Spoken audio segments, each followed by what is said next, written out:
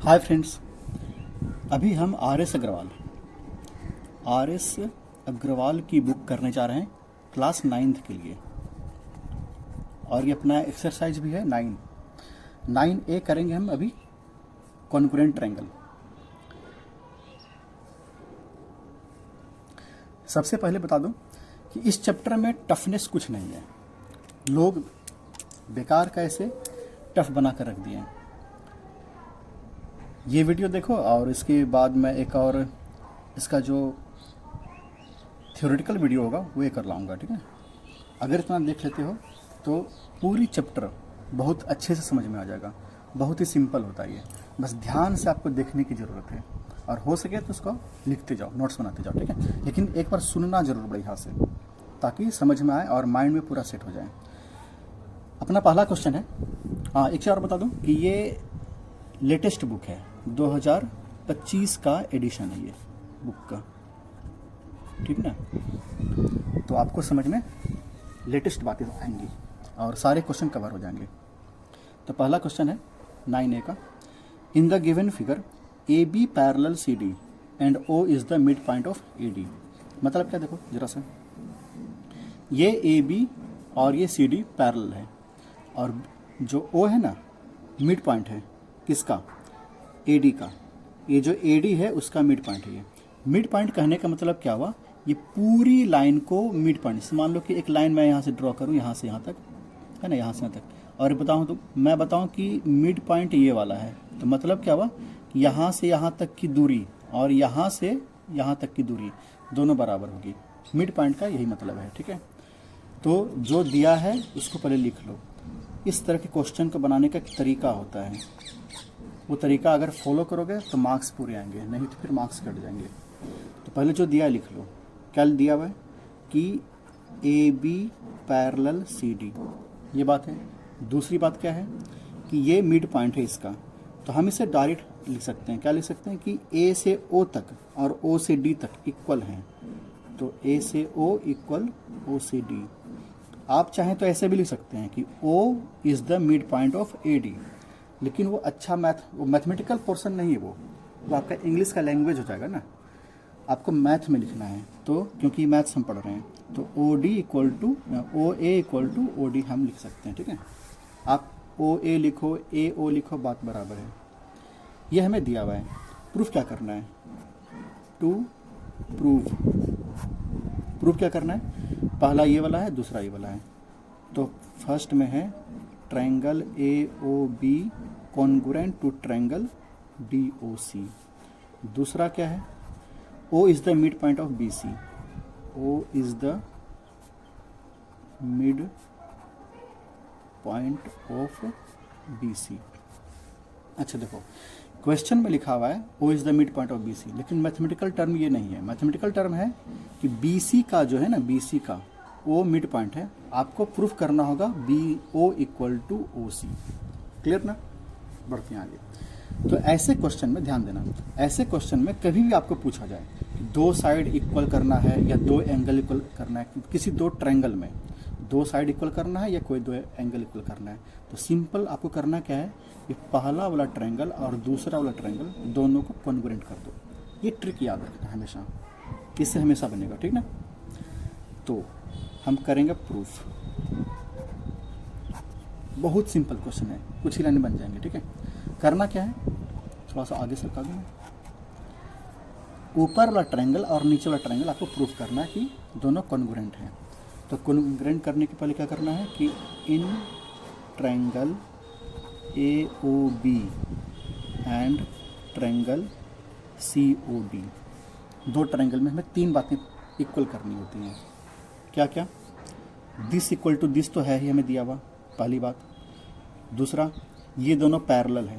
Parallel होने से क्या होता है ना कि दिस इक्वल टू दिस हो जाएगा, क्योंकि हमें पता है अगर दो लाइन पैरेलल हो और ये ट्रांसवर्सल कट करे तो ये दोनों एंगल आपस में इक्वल होते हैं अल्टरनेट इंटीरियर एंगल के कारण। तो क्या होगा, ये वाला एंगल इक्वल होगा इसके। क्लियर ना, और ये ऊपर वाला एंगल होगा नीचे वाले के। आप चाहे तो नाम भी दे सकते हैं इसको, इसका नाम 1 और 2 रख दो, लिखना बहुत आसान हो जाएगा, ठीक है। ऐसा इसलिए क्योंकि ये साइड दो एंगल के बीच में है, एक एंगल ये, फिर साइड, फिर एंगल, तो एंगल साइड एंगल से ये प्रूफ हो जाएगा। हम क्या लिखेंगे, ए बी का कौन सा पोर्शन, ये ए ओ बी ट्रायंगल का कौन सा पोर्शन सी ओ डी के इक्वल है, तो हम क्या कहेंगे, angle this equal to angle this. पता है गलती हो गई, गलती ये हुई कि कैमरा ऑन था ही नहीं और मैंने पूरा सॉल्व कर दिया ये। तो चलो इस क्वेश्चन को एक बार और सॉल्व कर दूँ मैं आपके सामने दूसरे पेज पर, ठीक ना, ताकि समझ में अच्छे से आ जाए।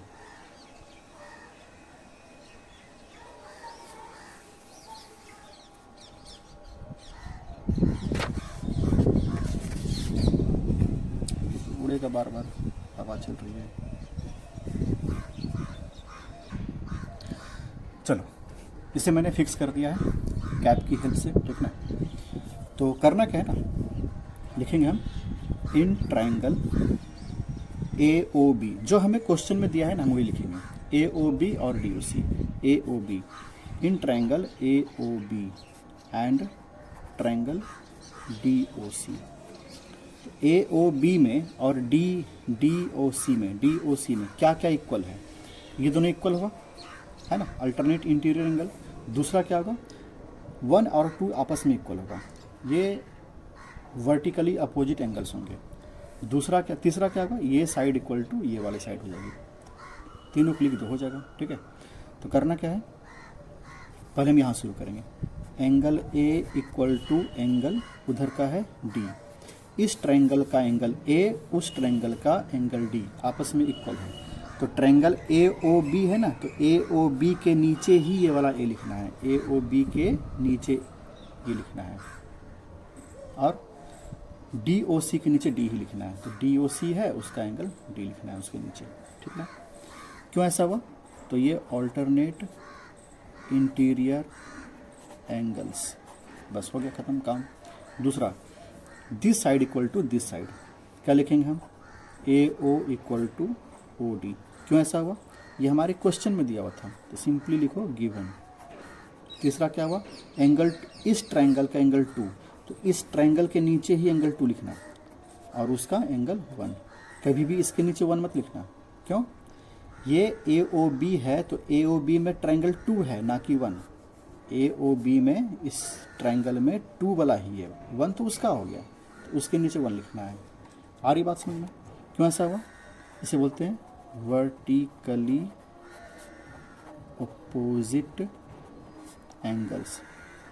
क्यों वर्टिकली अपोजिट एंगल बोलते हैं, देखो अगर दो लाइन हम इस तरह से कट करें तो ये वाला ना वर्टेक्स कहलाता है, किसका, किसी ट्रायंगल का। जैसे मान लो ये एक ट्रायंगल है, ट्रायंगल का ये वर्टेक्स हुआ, तो वर्टेक्स के ऊपर में एंगल बन रहा है, मतलब इस वर्टेक्स के उस साइड एक एंगल बन रहा है, और उस ट्रायंगल का जो ये इस ट्रायंगल का जो वर्टेक्स ये वाला हुआ उसके इस साइड एक एंगल बन रहा है। तो वर्टेक्स के अपोजिट साइड में 2 एंगल बन रहे हैं, तो इसलिए बोलते हैं वर्टिकली अपोजिट एंगल्स बोलते हैं, वर्टिकली, है ना, वर्टेक्स के कारण ही नाम आया इसका वर्टिकली। क्या लिखेंगे, therefore triangle A O B congruent to triangle D O C. Clear कैसे, तो by angle side angle congruency. ये एंगल साइड एंगल कैसे होगा, देखो जरा सा, इस ट्रायंगल में हमने क्या लिया था, ये एंगल फिर साइड फिर एंगल, 2 एंगल के बीच ये वाला एंगल और ये वाला एंगल, 2 एंगल के बीच में एक साइड थी, इसलिए एंगल साइड एंगल लिखा, ठीक ना। चलो तो क्या हो जाएगा, ये प्रूफ हो गया पहला, ये फर्स्ट नंबर प्रूफ हो गया। सेकंड में क्या है ना, O is the mid point of B C. तो सेकंड बड़ा ईजी होता है, लिखने का तरीका सिखा दूँ फिर समझाता हूँ मैं, ठीक है।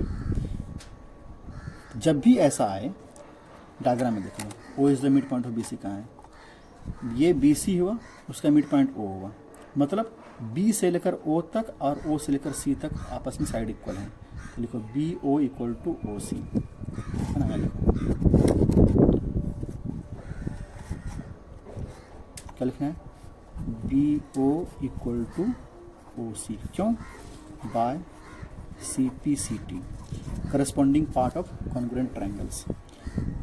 जब दोनों आपस में इक्वल हैं तो हम इस बात को लिख सकते हैं ना, ओ इज द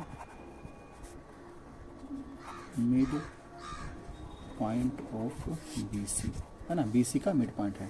हो गया प्रूफ तो ना। अब समझ लो जरा सा ऐसा क्यों किया। देखो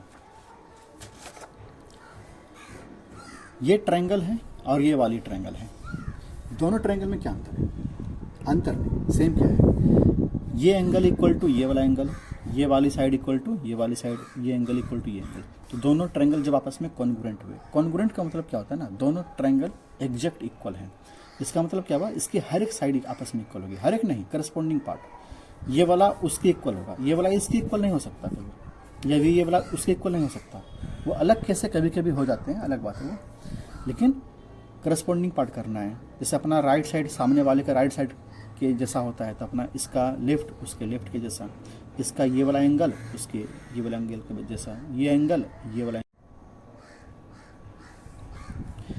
इसकी ये वाली साइड इसके इक्वल, ये वाली साइड इसके इक्वल, ये वाली साइड इसके इक्वल। तो आपस में तीनों साइड करस्पॉन्डिंग तीनों साइड के बराबर होंगे और एंगल एंगल के बराबर होगा, ठीक है ना।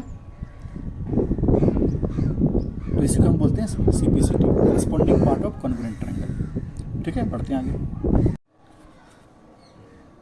चलो करते हैं next question. In the given figure, इस वाली फिगर में AD and BC are equal perpendiculars to a line segment AB। AB कहाँ है, ये वाला AB।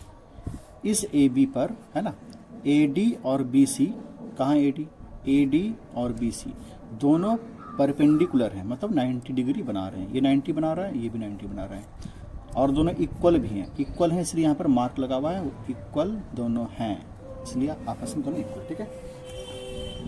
तो ठीक है, ये साइड इक्वल, ये एंगल इक्वल, और एक एंगल और हम ले लेते हैं, कौन सा? अभी लास्ट क्वेश्चन में आपने सीखा कि वर्टिकली अपोजिट एंगल आपस में इक्वल होते हैं, ठीक है ना। तो एंगल 1 और एंगल 2 ऐसे नाम दे दो। आ रही बात समझ में इतनी? चलो करते हैं इसे, कैसे करेंगे। तो अभी बिना क्वेश्चन पढ़े हमने ऐसा कर दिया, क्योंकि मैंने क्या सिखाया था, दोनों को भी कॉन्ग्रुएंट करना ही है। क्यों? Show that CD bisects AB। CD का है, ये CD बाइसेक्ट्स AB को बाइसेक्ट कर रहा है, मतलब A से लेकर O तक और O से लेकर B तक की जो दूरी है दोनों आपस में इक्वल होगी। बाइसेक्ट कर रहा है मतलब B से कट कर रहा है, दो पार्ट में, है ना। Bi means two, sect means cut, दो पार्ट में कट करना, ठीक ना, CUT कट। ये C है, U है, T कट। करते हैं इसे। मैंने लिखने का तरीका सिखाया था, पर लिखो गिवन। गिवन में क्या होगा, जो दिया लिख दो। दिस परपेंडिकुलर टू दिस, है ना, मतलब BC is perpendicular to AB। ऐसे लिखने का तरीका है कि BC जो है AB पर परपेंडिकुलर है। और क्या दिया है, BC perpendicular to AB। BC कहाँ गया, ये BC तो हमने लिख दिया, AD भी है ना, AD भी परपेंडिकुलर AB पर है। दूसरा क्या है, AD परपेंडिकुलर टू BC। आप क्या करना है, एग्जाम में इसे नीचे लिखना, अच्छा लगेगा देखने में। यहाँ जगह कम है इसलिए मैं बगल में लिख रहा हूँ, ठीक ना। तीसरी बात, और कुछ दिया हुआ है, हाँ 90 डिग्री, 90 तो पता चली गया, बाकी कुछ नहीं, बस खत्म। To proof, to PROVE, to proof. Proof क्या करना है कि show that CD bisects AB। तो CD बाइसेक्ट्स AB, CD जो है AB को बाइसेक्ट कर रहा है, ये CD जो है इस AB को बीच से कट कर रहा है, ठीक ना, कट कर रहा है। लिखते हैं प्रूफ। इन ट्रायंगल, मैंने क्या सिखाया था लास्ट क्वेश्चन में, कि कभी भी बीच से कट करे या दो पार्ट इक्वल करना हो, जैसे ये वाला पार्ट और ये वाला पार्ट इक्वल करना हो, तो इस ट्रायंगल को और उस ट्रायंगल का आपस में कॉन्ग्रुएंट प्रूफ कर लो। इन ट्रायंगल क्या नाम देते हैं इसका, OAD नाम देते हैं, OAD एंड ट्रायंगल OBC। अभी उल्टा पुल्टा नाम लिख सकते हो, लेकिन जब कॉन्ग्रुएंट हो जाए उस टाइम नाम सही लिखना पड़ता है, ठीक ना। तो क्या क्या दिया हुआ है, दो साइड, दो एंगल और एक साइड है, तो इसको क्या बोलते हैं, कौन सा रूल है ये, दो एंगल और एक साइड, इसे बोलते हैं ए एस बोलते हैं, एंगल एंगल साइड, है ना। देखो दो एंगल के बीच में साइड होती है ना ये वाली, तो एंगल साइड एंगल बोलते हैं, लेकिन ये वाली साइड नहीं है, ये वाली साइड है।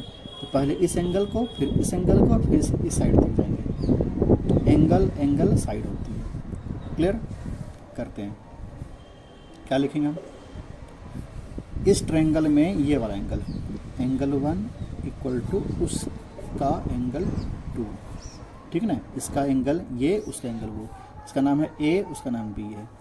Angle A equal to angle B, और ये वाली उसके इक्वल है, तो ए डी बी सी के equal, A D equal to B C. इसे क्या बोलते हैं, vertically opposite angles, vertically opposite angles. इसे क्या बोलेंगे हम, दोनों सब 90 डिग्री है, इक्वल टू ये 90 डिग्री के इक्वल है, ठीक है, परपेंडिकुलर दिया हुआ, ये गिवन है, ये लिख सकते हैं आप, है ना, गिवन। तीसरा क्या है, ए डी और बी सी, है ना, कहाँ गया ए डी और बी सी, ये ए डी और ये बी सी, है ना, इक्वल। तो ये भी हमारे क्वेश्चन में दिया हुआ है, यहाँ लिखा हुआ है साफ साफ दोनों इक्वल है, तो गिवन है ये। तो इस कारण क्या हुआ, therefore triangle O A D congruent to triangle, क्या लिखेंगे नाम, क्या ये नाम सही लिखा है मैंने या गलत लिखा, देखते हैं।